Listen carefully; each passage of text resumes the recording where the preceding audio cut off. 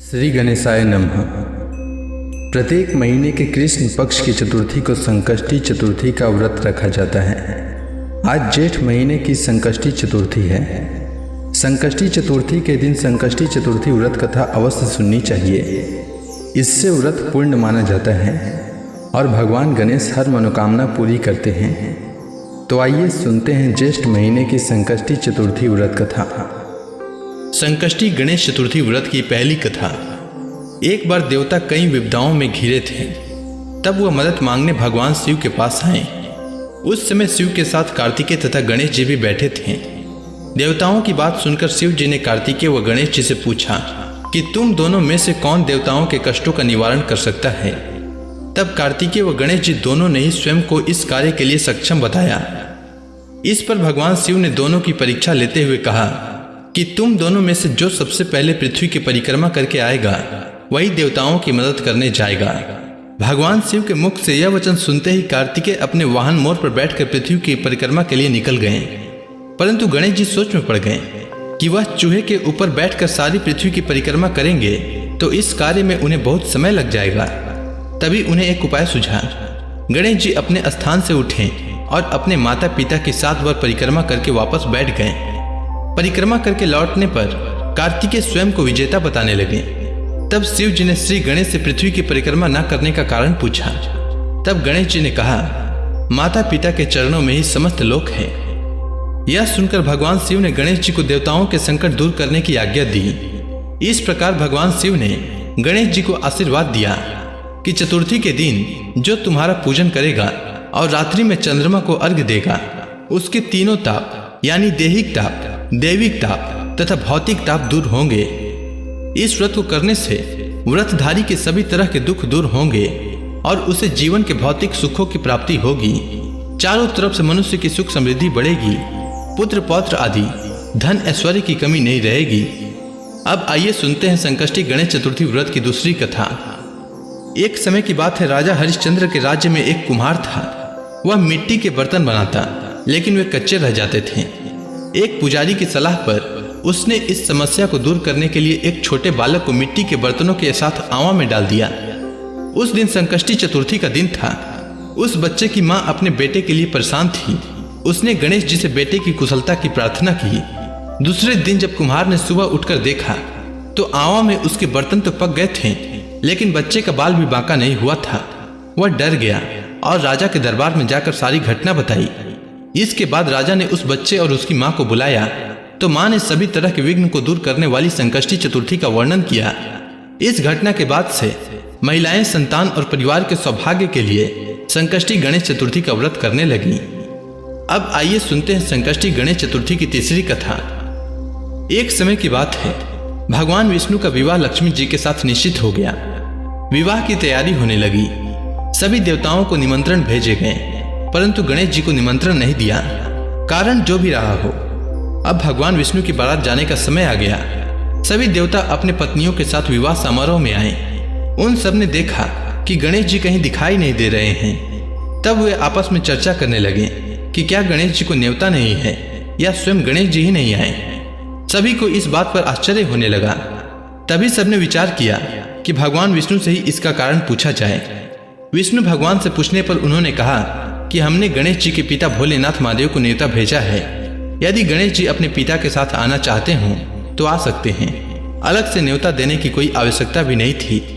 दूसरी बात यह है कि उनको 100 मन मूंग, 100 मन चावल, 100 मन घी और 100 मन लड्डू का भोजन दिन भर में चाहिए। यदि गणेश जी नहीं आएंगे तो कोई बात नहीं, दूसरे के घर जाकर इतना सारा खाना पीना अच्छा भी नहीं लगता। इतनी वार्ता कर ही रहे थे कि किसी एक ने सुझाव दिया कि यदि गणेश जी आ भी जाएं तो उनको द्वारपाल बनाकर बैठा देंगे कि आप घर की याद रखना। आप तो चूहे पर बैठकर धीरे धीरे चलोगे तो बारात से बहुत पीछे रह जाओगे। यह सुझाव भी सबको पसंद आया, तो भगवान विष्णु ने भी इस पर अपनी सहमति दे दी। होना क्या था, इतने में गणेश जी वहां आ पहुंचे और उन्हें समझा बुझाकर घर की रखवाली करने के लिए बैठा दिया। बारात चल दी। तब नारद जी ने देखा कि गणेश जी तो दरवाजे पर बैठे थे। नारद जी ने गणेश जी से पूछा कि वो बारात क्यों नहीं गए। तब गणेश जी ने कहा कि भगवान विष्णु ने उन्हें अपना निवास स्थान सौंप कर गए हैं। अब मैं यहाँ का राजा हूँ। तब नारद जी हंसते हुए कहने लगे कि यह भी तो हो सकता है कि उन्होंने आपको द्वारपाल के रूप में यहाँ बैठाया हो। तब गणेश जी कहने लगे कि हाँ, विष्णु भगवान ने मेरा बहुत अपमान किया है। नारद जी ने कहा कि आप उदास न हों, आप अपनी मूषक सेना को आगे भेज दें तो वह रास्ता खोद देगी, जिससे उनके वाहन धरती में धंस जाएंगे। तब आपको सम्मान पूर्वक बुलाना पड़ेगा। अब तो गणेश जी अपनी मूषक सेना को जल्दी से आगे भेज दिए और सेना ने जमीन पोली कर दी। जब बारात वहां से निकली तो रथों की पहिए धरती में धंस गए। लाख कोशिश करें परंतु पहिए नहीं निकले। सभी ने अपने अपने उपाय किए परंतु पहिए तो नहीं निकले, बल्कि जगह जगह से टूट गए। किसी को समझ में नहीं आ रहा था कि अब क्या किया जाए। तब नारद जी ने कहा, आप लोगों ने गणेश जी का अपमान करके अच्छा नहीं किया। यदि उन्हें मनाकर लाएं तो आपका कार्य सिद्ध हो सकता है और यह संकट टल सकता है। शंकर भगवान ने अपने दूत नंदी को भेजा और वे गणेश जी को लेकर आए। गणेश जी का आदर सम्मान के साथ पूजन किया। तब कहीं रथ के पहिए निकले। अब रथ के पहिए तो निकल गए परंतु वे टूटे फूटे हुए थे, तो उन्हें सुधारे कौन। पास के खेत में खाती काम कर रहा था, उसे बुलाया गया।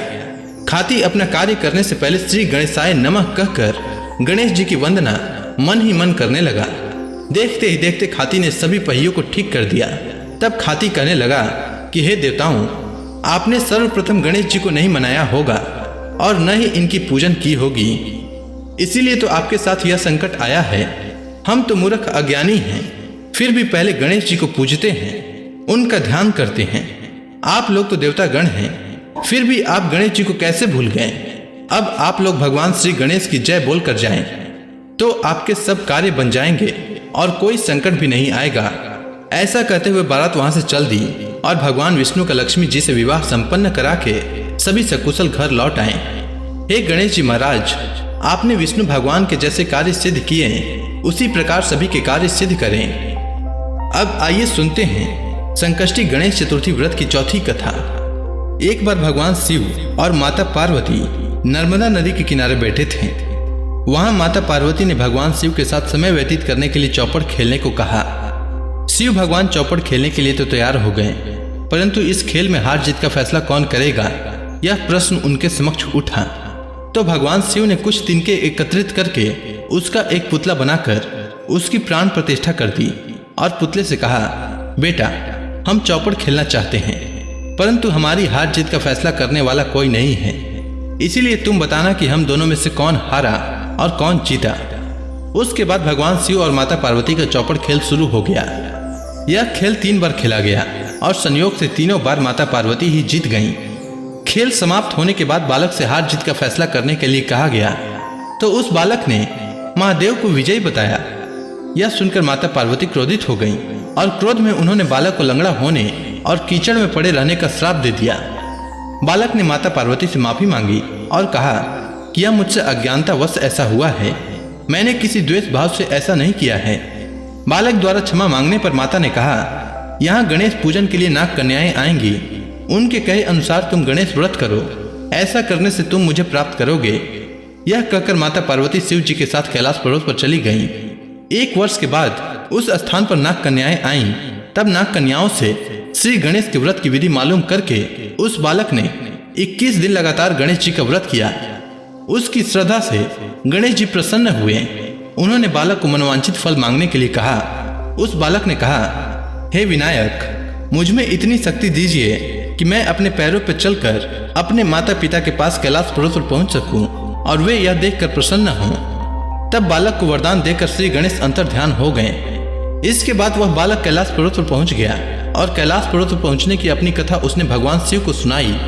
चौपड़ वाले दिन से माता पार्वती शिव जी से विमुख थीं, अतः देवी के रुष्ट होने पर भगवान शिव ने भी बालक के बताए अनुसार 21 दिनों तक श्री गणेश का व्रत किया। इस व्रत के प्रभाव से माता पार्वती के मन में भगवान शिव के प्रति जो नाराजगी थी वह समाप्त हो गई। तब यह व्रत विधि भगवान शंकर ने माता पार्वती को बताई। यह सुनकर माता पार्वती के मन में भी अपने पुत्र कार्तिकेय से मिलने की इच्छा जागृत हुई। तब माता पार्वती ने भी 21 दिन तक श्री गणेश का व्रत किया तथा दुर्वा फल लड्डुओं से श्री गणेश जी का पूजन अर्चन किया। व्रत के 21वें दिन कार्तिकेय स्वयं माता पार्वती जी से आ मिले। उस दिन से श्री गणेश चतुर्थी का यह व्रत समस्त मनोकामनाओं की पूर्ति करने वाला व्रत माना जाता है। इस व्रत को करने से मनुष्य के सारे कष्ट दूर होकर मनुष्य को समस्त सुख सुविधाएं प्राप्त होती है। तो प्रेम से बोलिए भगवान श्री गणेश की जय।